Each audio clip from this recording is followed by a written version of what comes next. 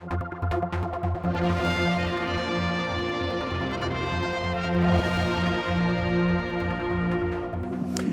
we're down the Villa Marina. We're getting ready for the first of the Pokerstars special events that are going to be held here in the Villa Marina Gardens as it gets dark.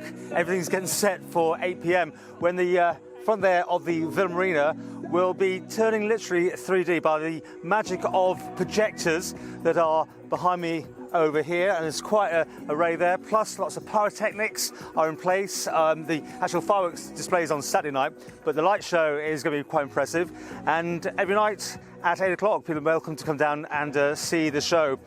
We've been talking to the guy behind how this was all put together. He's done some big shows this time, and we asked him what it was like to get this sort of technology put together to put on a display for the public. I mean, they are big, bold projects, and it's nice to bring one to such a lovely building and on such a lovely day as well.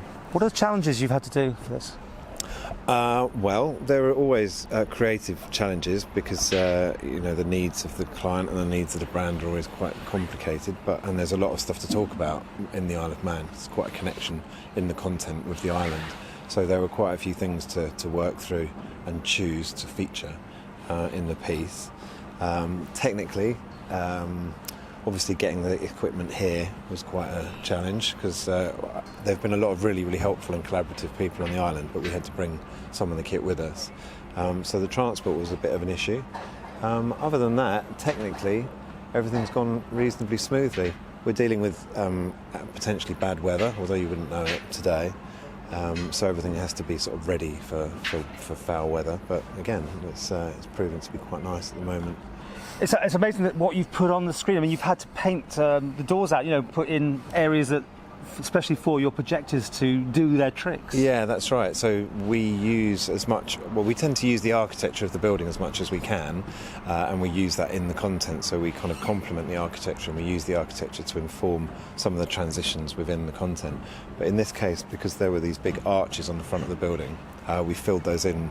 Or some of the people here filled them in and coloured them the same as the building. So it's given us a really nice canvas to work with. An example of your work, we're just showing a little bit of it. It's about 3 minutes, isn't it, the whole thing's playing That's out right, for? Yeah. But I mean, like Buckingham Palace was done and the House of Parliament, when they do those sort of trickery, is that sort of thing, it matches, mimics, impresses, improves on?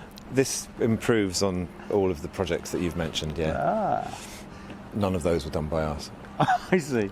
Anyway, so obviously it costs a lot of money. I'm glad that Pokerstars are paying for this all, but it's quite a treat, isn't it, to do this sort of work? It is. It's a real treat, and it's nice to have such a forward-thinking client that sees these as a good way to communicate, because they are exciting. It's like a show.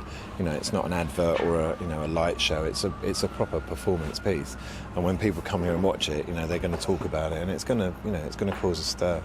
And I love the way you got all the Manx things in it. I can say there's going to be a boat, there might be the odd water wheel, there might be all this sort of Manxy items in there. Well, I hope that's not a cliche, but I think we've treated them in in quite an interesting way. And we're talking about the island and the position of Pokerstars in the island, so yeah, it was relevant to use all that stuff.